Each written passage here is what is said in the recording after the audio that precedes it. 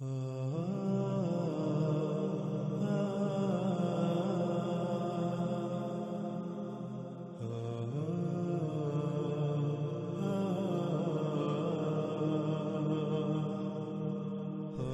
گزشتہ ایک ساتھ میں نہ صرف اللہ کے کلام قرآن سے بلکہ محمد رسول اللہ صلی اللہ علیہ وآلہ وسلم کے الفاظ کی روشنی میں بھی دجال پر کھل کر بات ہو چکی۔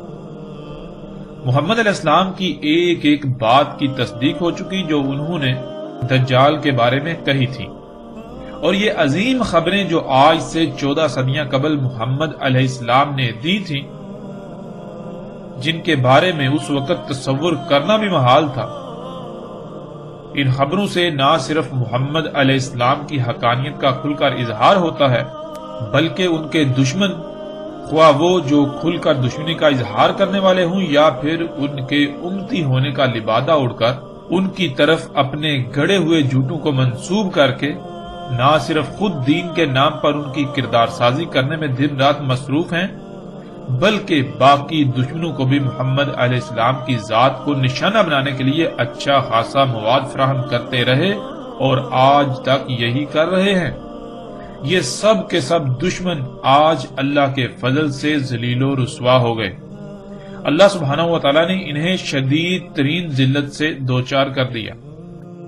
ناظرین، اس کے علاوہ ہم ان موضوعات پر بھی بات کر چکے کہ دجال مکہ اور مدینہ میں داخل نہیں ہوگا۔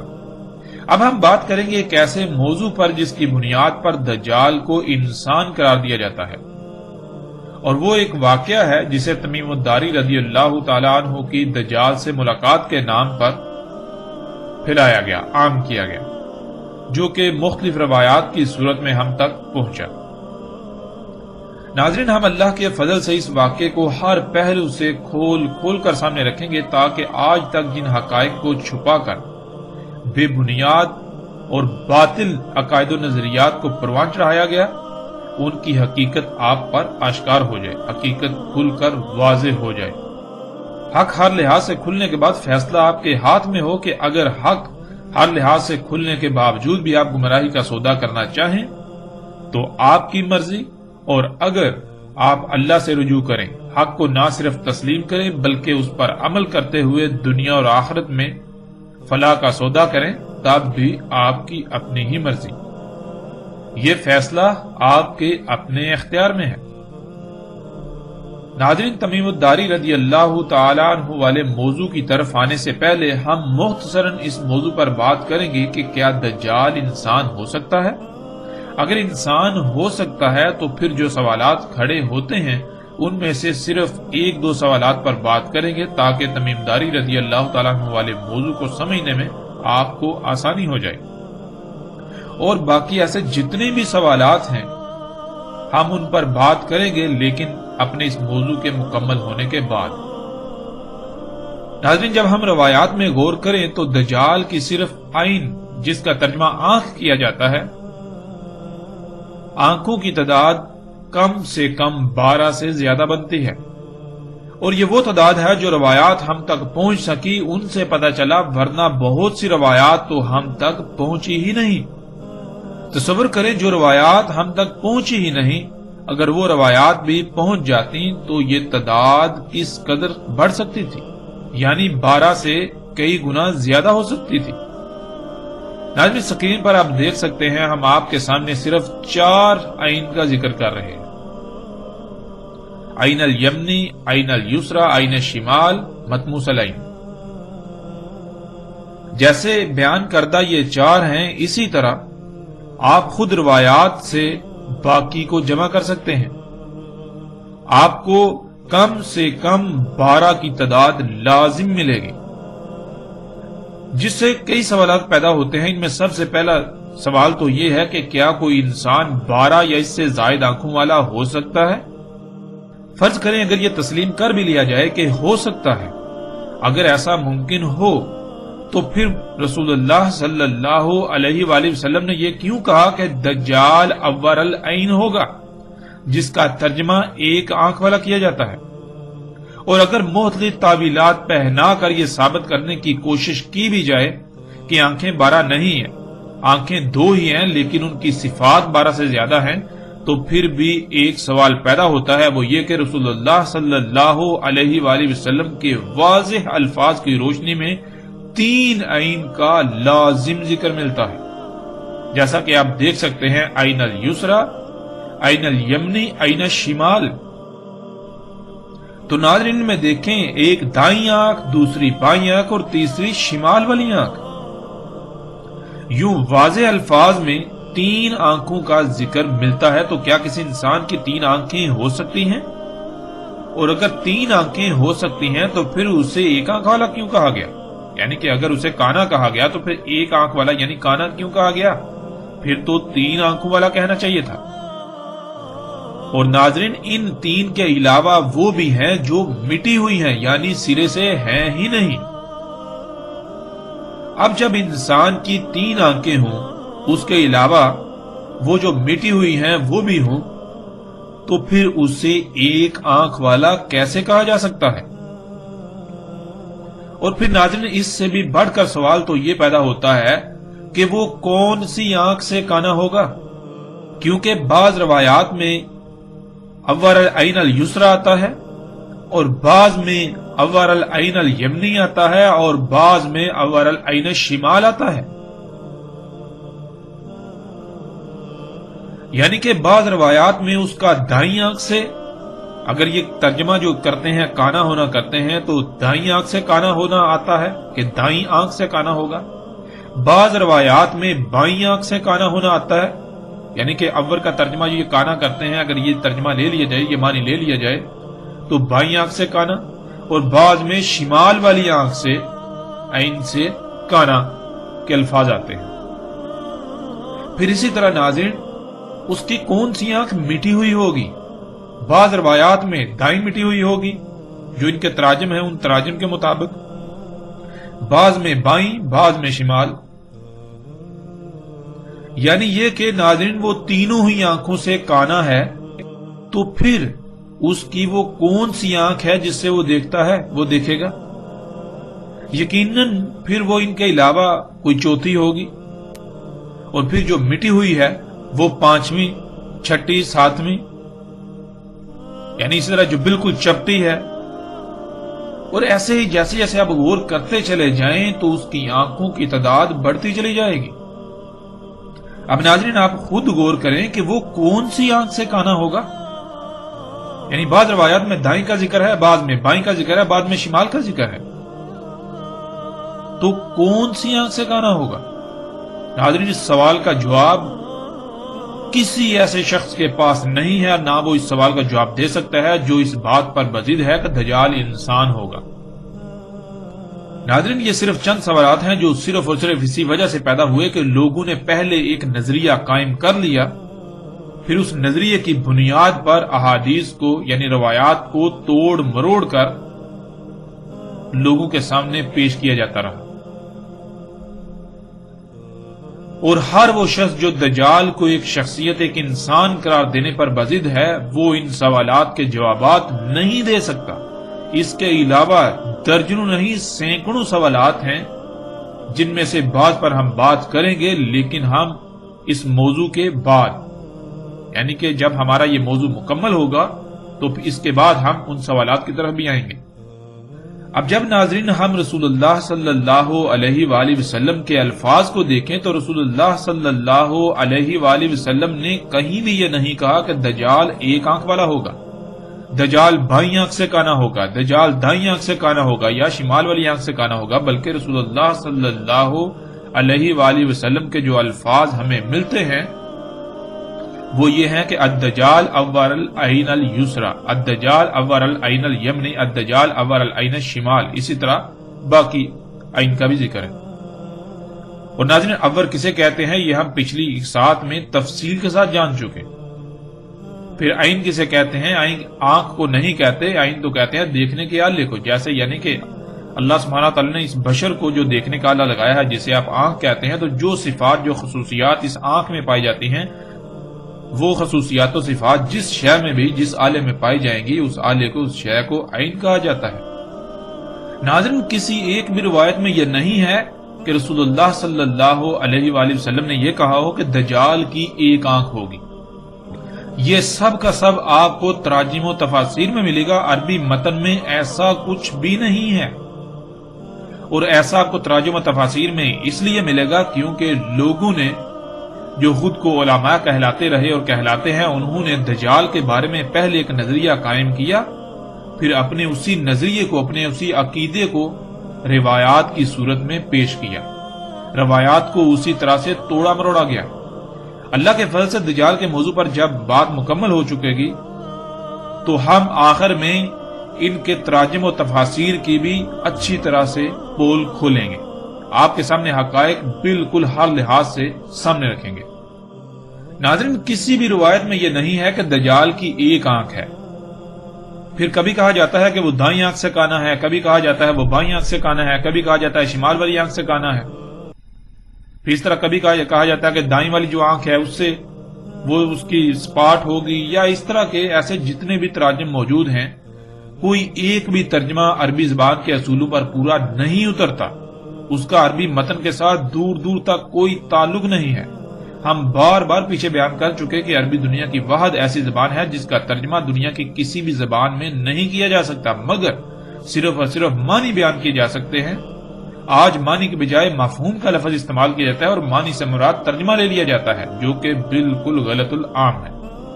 ناظرین، تمام کی تمام روایات میں کہا گیا کہ دجال ہی وہ شے ہے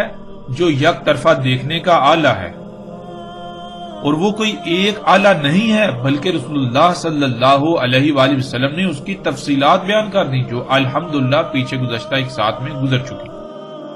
اور ناظرین، یہی وہ وجہ تھی جس وجہ سے رسول اللہ صلی اللہ علیہ وآلہ وسلم نے یہ کہا تھا کہ یہ ممکن ہی نہیں کہ دجال تمہاری عقلوں میں آ جائے، یعنی کہ رسول اللہ صلی اللہ علیہ وسلم نے کہا کہ دجال کیا ہے اس کے بارے میں سب کچھ ہر لحاظ سے کھول کھول کر بیان کر چکا، بتا چکا تمہیں،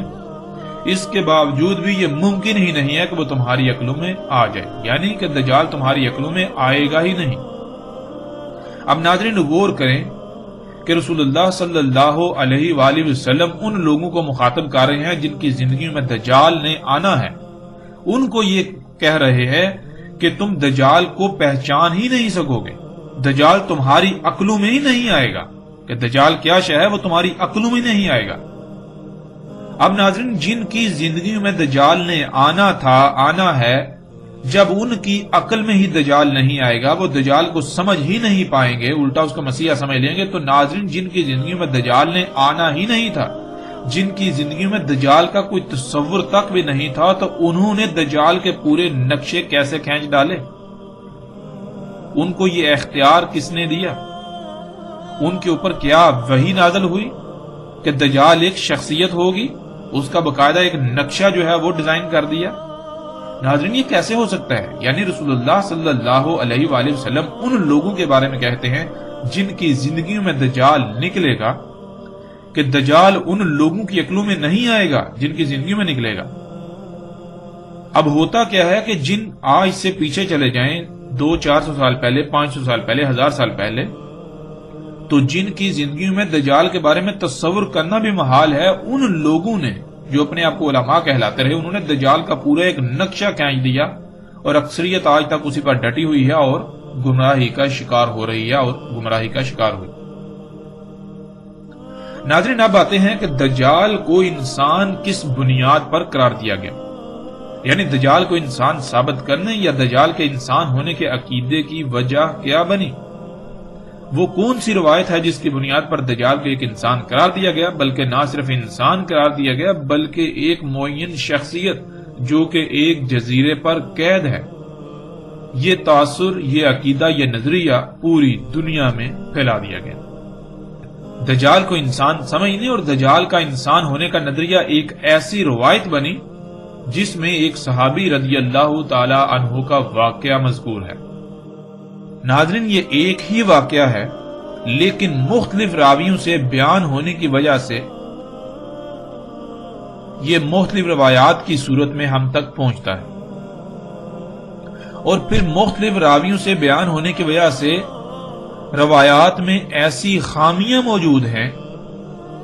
اس واقعے کے اندر ایسی خامیاں اور ایسے تضادات موجود ہیں جن کی وجہ سے تحقیق کرنے والوں نے ایسی تمام روایات کا سرے سے نہ صرف انکار کر دیا بلکہ انہیں من گڑت قرار دیا۔ اور بلا شک و شبہ اگر کوئی انسان، کوئی شخص غیر جانبدارانہ تحقیق کرے تو اسے من گڑت ہی قرار دے گا، مگر اس کے باوجود وہ تمام لوگ جنہوں نے دجال کو ایک انسان قرار دیا وہ اسے صحیح قرار دیتے ہیں۔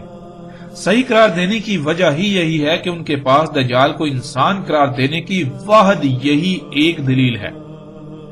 اگر وہ بھی اس کو من گڑت قرار دیں تو ان کے دجال کے بارے میں تمام تر عقائد و نظریات کی عمارت زمین بوس ہو جاتی ہے، جس کی وجہ سے وہ اپنی ضد پر ڈٹے ہوئے ہیں اور وہ اسے من گڑت قرار دینے کو تیار ہی نہیں ہے۔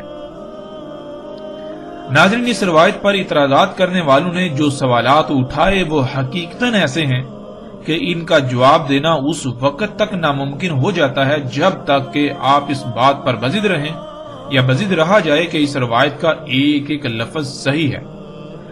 لیکن اگر یہ تسلیم کر لیا جائے کہ روایت میں ایسی کمزوریاں اور خامیاں تو موجود ہیں، مگر اس کے باوجود جو واقعہ ان روایات میں بیان ہوا ہے اس میں کسی حد تک صداقت ضرور موجود ہے، تو اس صورت میں اس روایت پر اٹھنے والے تمام تر اعتراضات کے تسلی بخش جوابات دیے جا سکتے ہیں۔ ناظرین، اعتراضات اٹھانے والا فریق چاہتا ہی یہی ہے کہ اس روایت کو یا اس میں جو واقعہ بیان ہوا ہے اس کو صحیح ماننے والے یہ بات تسلیم کریں کہ اس میں یا ان روایات میں ایسی کمزوریاں، خامیاں موجود ہیں، تو اس کے بعد اس روایت کے صحیح ہونے کی بنیاد ہی ختم ہو جائے گی اور ساری بحث ہی ختم ہو جائے گی، اور اسی خوف سے اس روایت کو صحیح ماننے والے اس بات کو تسلیم کرنے کو تیار ہی نہیں کہ روایت میں خامیاں اور کمزوریاں موجود ہیں، کیونکہ اگر وہ اس بات کو مان لیں تو ان کے پاس اس روایت کو صحیح ثابت کرنے کے لیے کوئی دلیل باقی نہیں رہے گی۔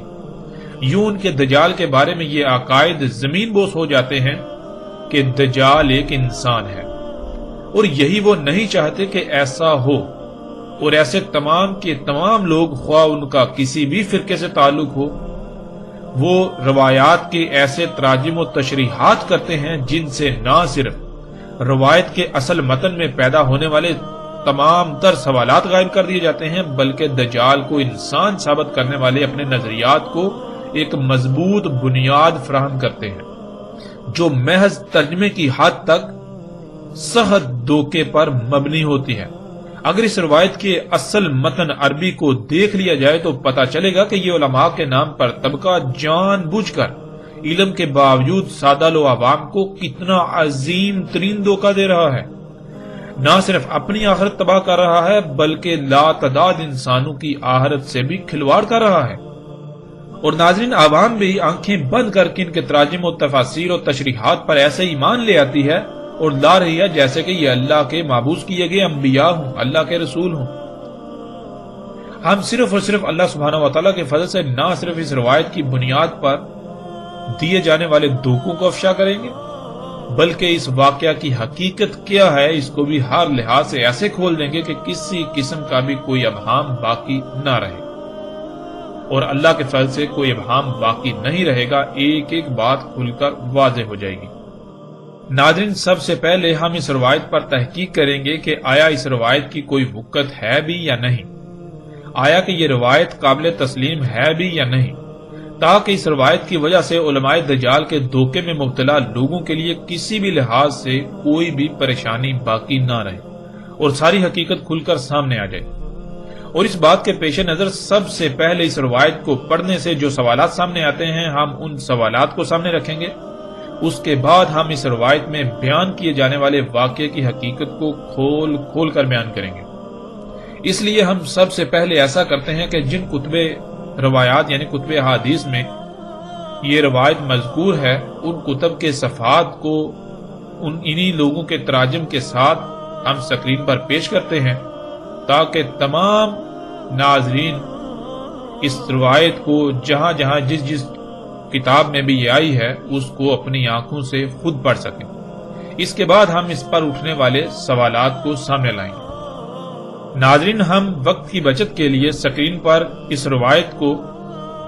تھوڑا تیزی سے پیش کریں گے، لیکن آپ اسے پڑھنے کے لیے سکرین کو روک روک کر تسلی سے پڑھ سکتے ہیں۔ ناظرین، اس وقت سکرین پر جو روایات آپ کو نظر آ رہی ہیں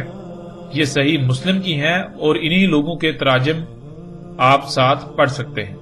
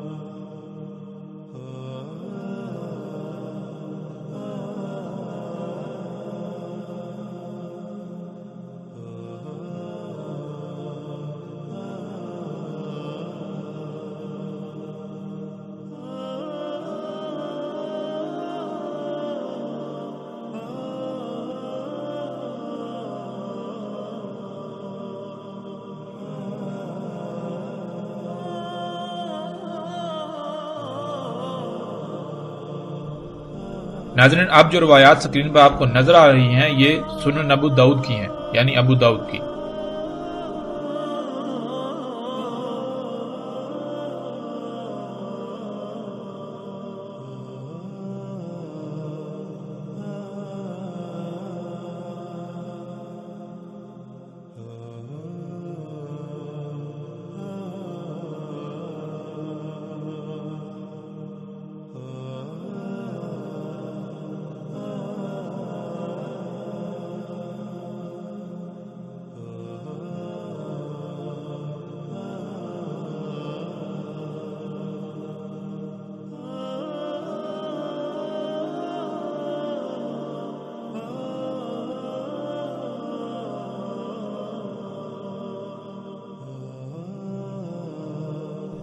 اب جو روایات آپ کو سکرین پر نظر آ رہی ہیں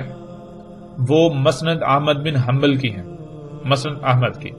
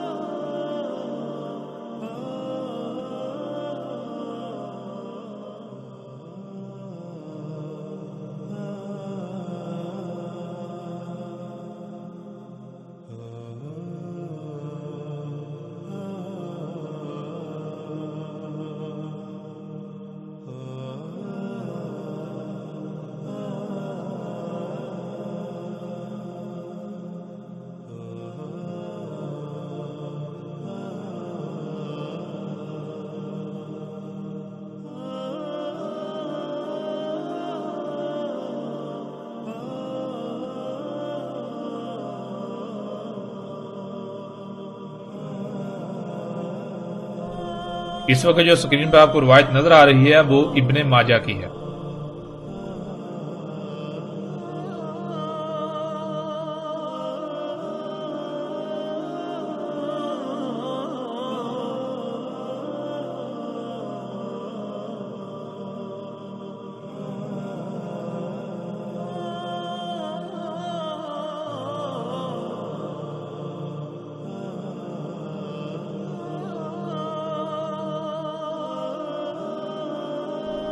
ناظرین، ان روایات کو آپ خود پڑھ چکے،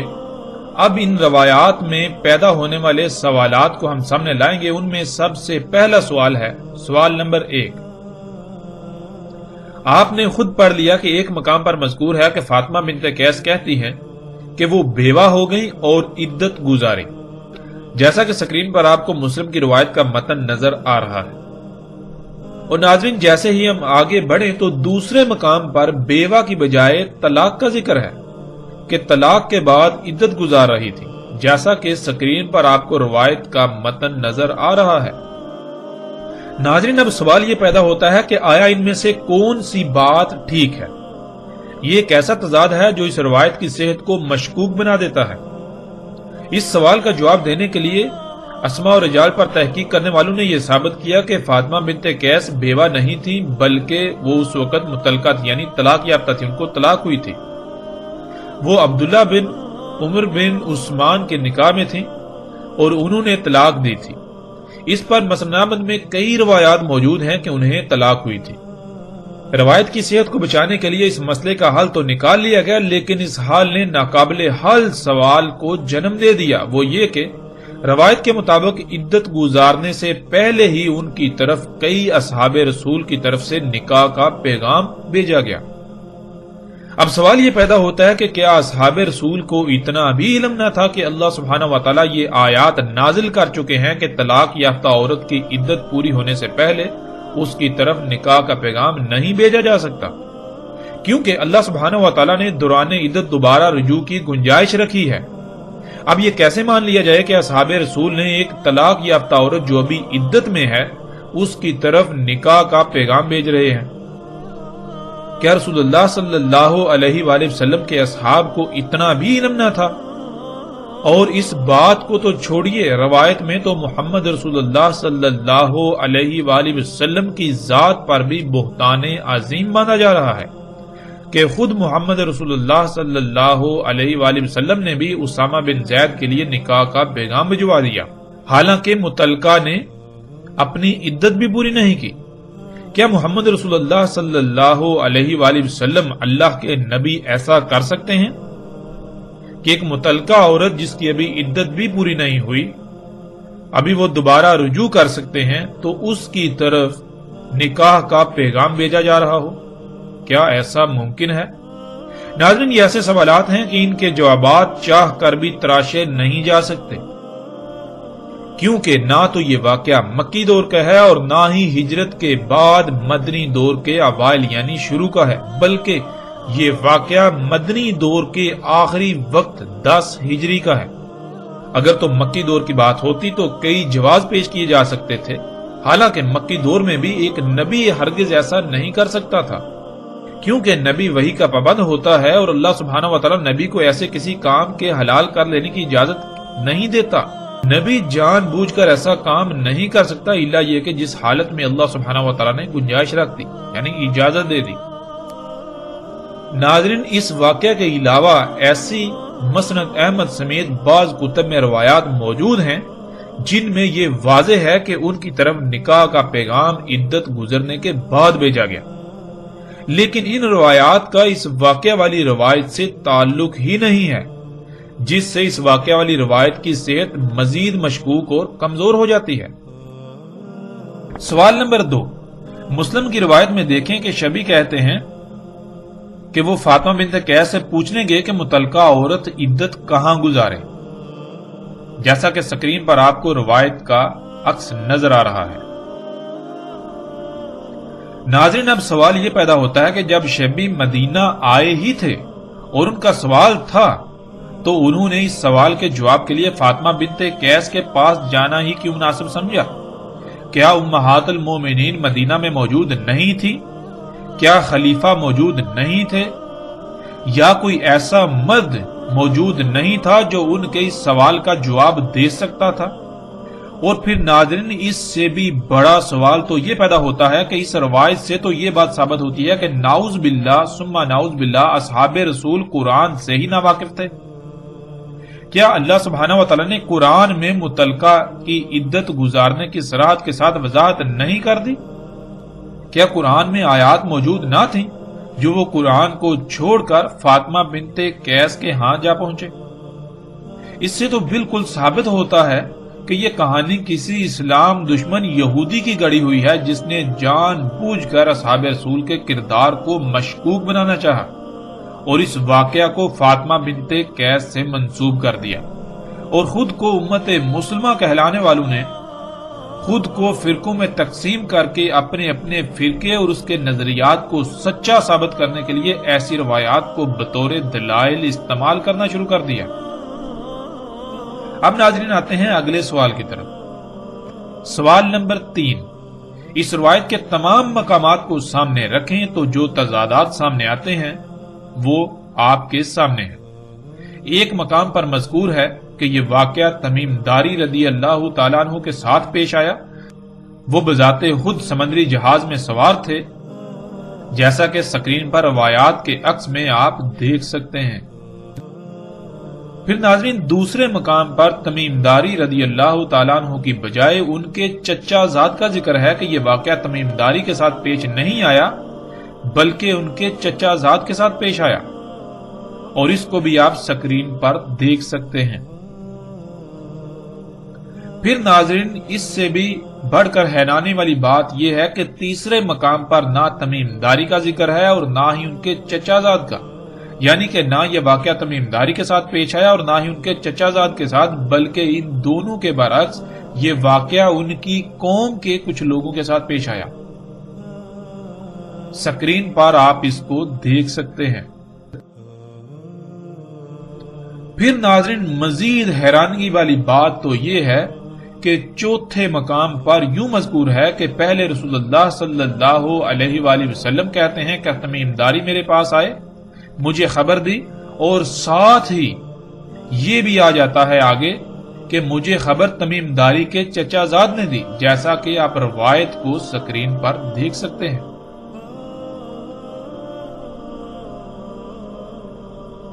ناظرین اب سوال یہ پیدا ہوتا ہے کہ آیا تمیم داری رضی اللہ تعالیٰ نے خبر دی یا پھر ان کے چچا زاد نے؟ اب یہ کیسے ہو سکتا ہے کہ رسول اللہ صلی اللہ علیہ وآلہ وسلم کے پاس تمیم داری آئیں اور وہ خبر دیں، پھر رسول اللہ صلی اللہ علیہ وسلم یہ کہیں کہ یہ خبر تمیم داری کے چچا زاد نے دی؟ پھر ناظرین پانچویں مقام پر نہ تمیم داری رضی اللہ تعالیٰ کا ذکر ہے اور نہ ہی ان کے چچا زاد کا، اور نہ ہی ان کی قوم کے ان لوگوں کا جن کا پیچھے ذکر ہو چکا، بلکہ اس مقام پر ان کی قوم کے نامعلوم لوگوں کا ذکر ہے کہ یہ واقعہ ان کے ساتھ پیش آیا، جیسا کہ سکرین پر آپ روایت کے عکس کو دیکھ سکتے ہیں۔ ناظرین اب آپ ان پانچوں مقامات کو سامنے رکھیں تو سامنے آنے والے تضادات ایسے ہیں جو اس روایت کی صحت کو نہ صرف مشکوک بنا دیتے ہیں بلکہ ناقابل قبول بنا دیتے ہیں اور من گڑت قرار دیتے ہیں۔ لیکن حیران کن بات یہ ہے کہ خود کو علماء کہلانے والوں کی اکثریت نے عام عوام میں یہی پھیلایا ہوا ہے کہ یہ واقعہ تمیم داری رضی اللہ تعالیٰ عنہ کے ساتھ پیش آیا، اور اس کا دوسرا رخ جو ابھی سامنے لایا جا رہا ہے، ہم آپ کے سامنے لا رہے ہیں، اس کو سرے سے چھپا دیا جاتا ہے، جو کہ بہت بڑا دھوکہ ہے۔ آپ اپنی آنکھوں سے تمام مقامات کو سامنے رکھ کر فیصلہ کریں کہ کیا سب کو ہی صحیح تسلیم کیا جا سکتا ہے، حالانکہ واقعہ تو صرف ایک ہی ہے، واقعہ ایک سے زائد نہیں، ایک ہی واقعہ ہے۔ یہ بات اس روایت کی صحت کو غیر معمولی طور پر مشکوک بنا دیتی ہے۔ اور ناظرین سب سے بڑا سوال تو یہ پیدا ہوتا ہے کہ جن لوگوں نے آج تک دھوکہ دیا وہ اس دوسرے پہلو کو سامنے کیوں نہ لے کر آئے، کیوں نہ ان دونوں پہلوؤں کو عوام کے سامنے، لوگوں کے سامنے رکھا اور پھر یہ کہا کہ فیصلہ آپ کے ہاتھ میں، آپ کے اختیار میں، آپ خود فیصلہ کرو۔ ایسا کیوں کیا گیا کہ جو ایک رخ ہے اس کو بالکل سرے سے چھپا دیا گیا، اس کی لوگوں کو بھنک میں نہ پڑنے دی، اور اپنے مفادات کے حصول کے لیے، اپنے باطل عقائد و نظریات کو پروان چڑھانے کے لیے، انہیں پھیلانے کے لیے، انہی پر لوگوں کو قائم کرنے کے لیے اس بہت بڑے دھوکے کو عام کیا گیا، لوگوں کو دھوکہ دیا گیا اور اس دجل سے کام لیا گیا۔ آخر ایسا کیوں؟ کیا آپ ایسے لوگوں سے سوال کریں گے؟ کیا ان سے آپ یہ سوال اٹھائیں گے؟ کیا آپ پر یہ فرض نہیں ہے؟ پھر ناظرین آگے بڑھتے ہیں، سوال نمبر 4۔ ایک مقام پر مذکور ہے کہ رسول اللہ صلی اللہ علیہ وآلہ وسلم نے عشاء کی صلاۃ کے بعد یہ واقعہ بیان کیا، جیسا کہ سکرین پر آپ روایت کا عکس دیکھ سکتے ہیں۔ لیکن اس کے برعکس دوسرے مقام پر عشاء کی صلاۃ کے برعکس ظہر کی صلاۃ کے بعد اس واقعے کو بیان کرنے کا ذکر ہے، اور سکرین پر آپ عکس دیکھ سکتے ہیں، روایت کا عکس آپ کے سامنے ہے۔ اور پھر حیران کن طور پر حیران کن طور پر دونوں روایات یعنی دونوں مقامات پر راوی ایک ہی ہے، یعنی واقعہ بیان کرنے والی فاطمہ بنت قیس ہی ہیں۔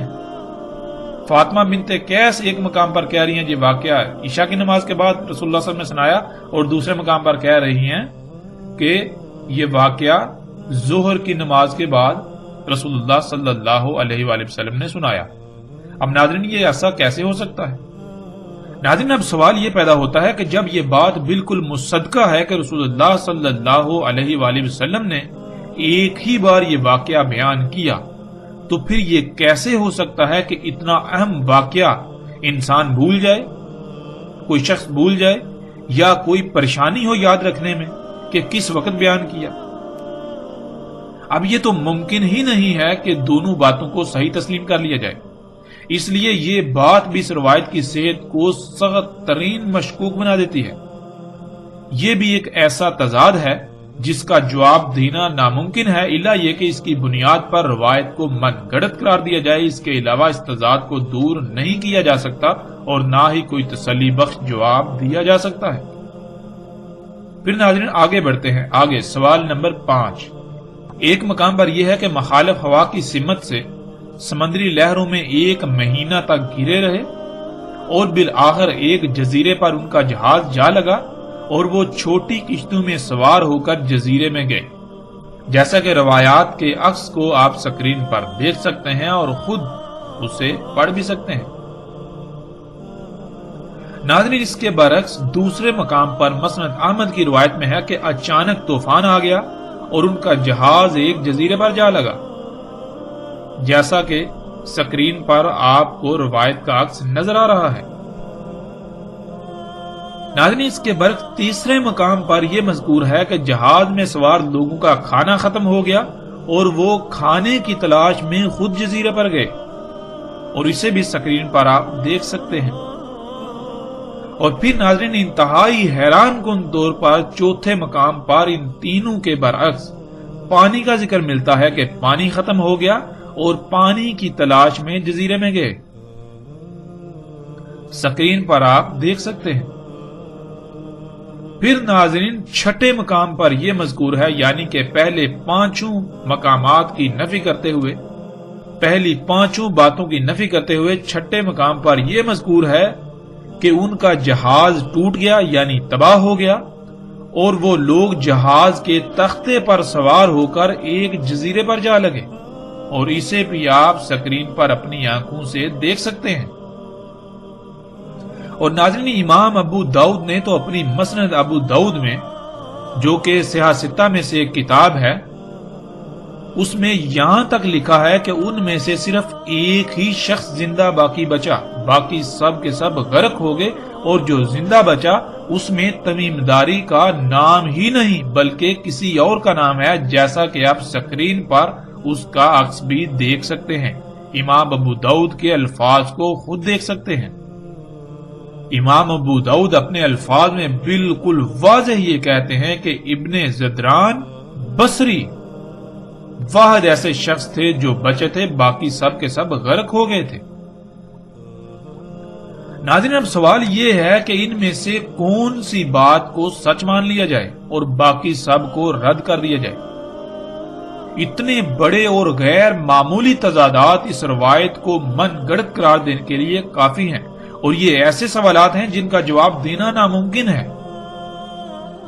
اور پھر سوال یہ پیدا ہوتا ہے کہ جب ان کا جہاز تباہ ہو گیا تو وہ لوگ واپس کیسے آئے؟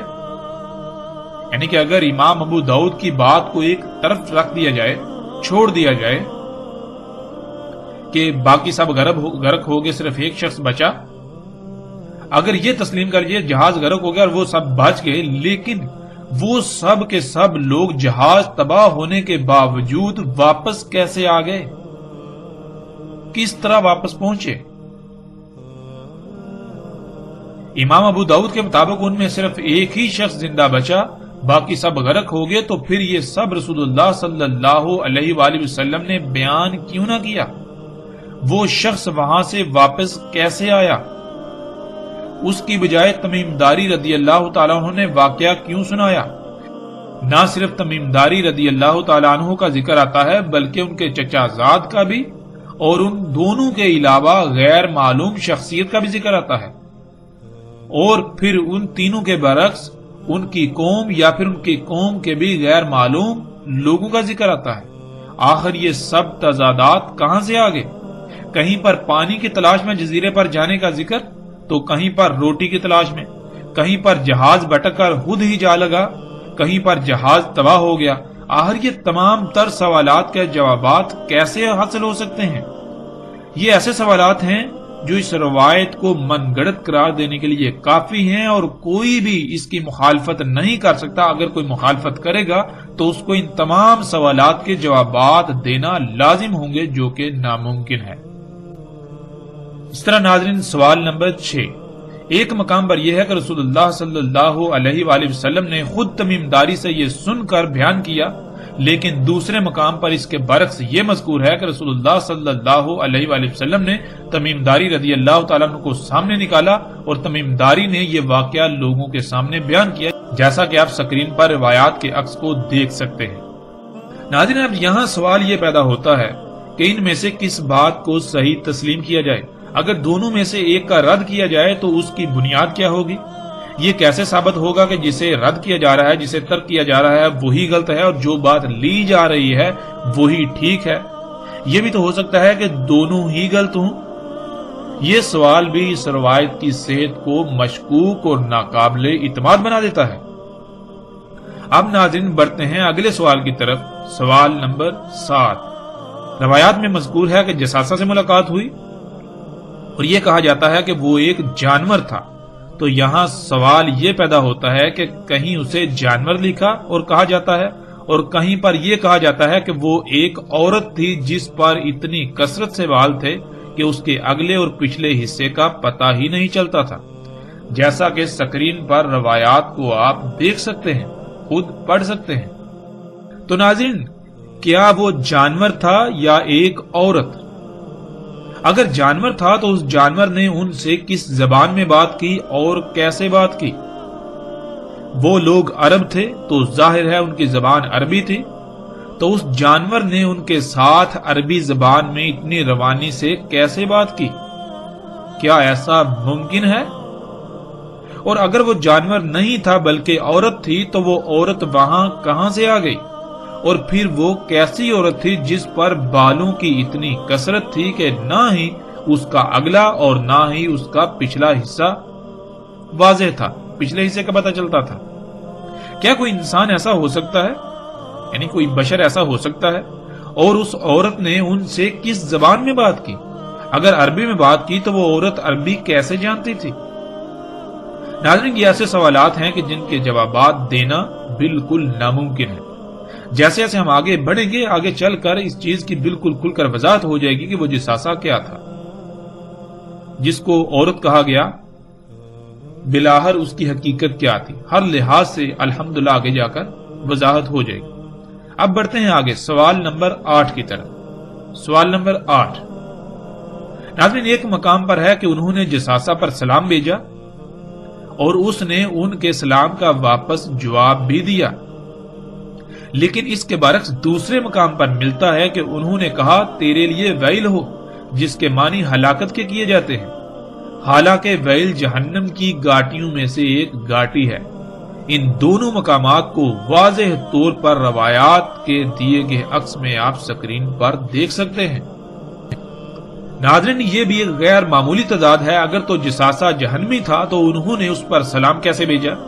اور اگر وہ جنتی تھا تو انہوں نے اس کے لیے ویل کیوں کہا؟ یہ غیر معمولی تضاد ہے، اس روایت کو مشکوک اور ناقابل تسلیم بنا دیتا ہے۔ اور پھر ناظرین، ان میں سے ظاہر ہے ایک ہی بات سچ ہو سکتی ہے، دونوں تو سچ نہیں ہو سکتی۔ سلام بھی بھیج رہے ہیں اور ویل بھی بھیج رہے ہیں،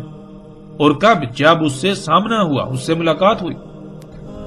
یعنی کہ ملاقات کی ابتدا کی بات ہو رہی ہے۔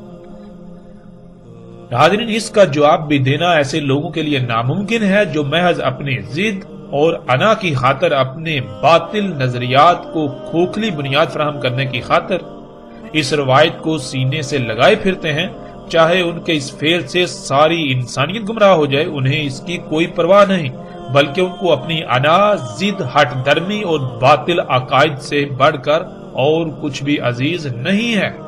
حالانکہ ایسے لوگوں کو چاہیے تھا اور چاہیے کہ پیچھے اگر کوئی غلطی ہوئی، جو غلطی کی ہے تو اس کی آگے اصلاح کریں، اس کو نہ دہرائیں۔ جو پیچھے اپنی کی ہوئی غلطیوں سے سیکھ کر اس کی اصلاح نہیں کرتے، اللہ سبحانہ و تعالیٰ نے انہیں قرآن میں خنزیر کہا، اور رسول اللہ صلی اللہ علیہ وآلہ وسلم نے بھی انہیں خنزیر کہا، کہ جو اپنی غلطی پیچھے جو ماضی میں کی ہوئی غلطیاں ہیں ان کی جب وہ واضح ہو جائیں تو ان کی اصلاح کرنے کے بجائے الٹا ان کے اوپر ڈٹ جانا، یہ خنزیر ہونے کی علامت ہے، سور کی علامت ہے۔ آگے ناظرین سوال نمبر 9، ایک مقام پر یہ ہے کہ جب وہ الدین میں داخل ہوئے تو انہوں نے دجال پر سلام بھیجا اور اس نے واپس ان پر سلام بھیجا، لیکن دوسرے مقام پر اس کے برعکس اس پر ویل بھیجی گئی، یعنی جہنمی قرار دیا گیا، جیسا کہ روایات کے عکس آپ سکرین پر دیکھ سکتے ہیں۔ سوال نمبر 10، روایات میں ایک مقام پر الدیر کا لفظ آیا ہے کہ اس الدیر میں داخل ہو جاؤ، تو وہیں دوسرے مقام پر الدیر کی بجائے کسر کا لفظ استعمال ہوا ہے۔ ناظرین دونوں الفاظ میں زمین و آسمان کا فرق ہے۔ کسر کہتے ہیں محل کو، اور الدیر کے معنی آگے آئیں گے تفصیل کے ساتھ۔ یہاں یہ بھی سوال پیدا ہوتا ہے کہ ان دونوں میں سے ایک ہی صحیح ہو سکتا ہے، اور وہ کون سا مقام صحیح سمجھا جائے، اور ایک کو صحیح اور دوسرے کو غلط ثابت کرنے کے لیے کن دلائل کا سہارا لیا جائے گا کہ جس سے انسان کو تسلی ہو جائے کہ یہی صحیح ہے۔ یہ بھی ایسا تضاد ہے جو اس روایت کی صحت کو مشکوک بنا دیتا ہے۔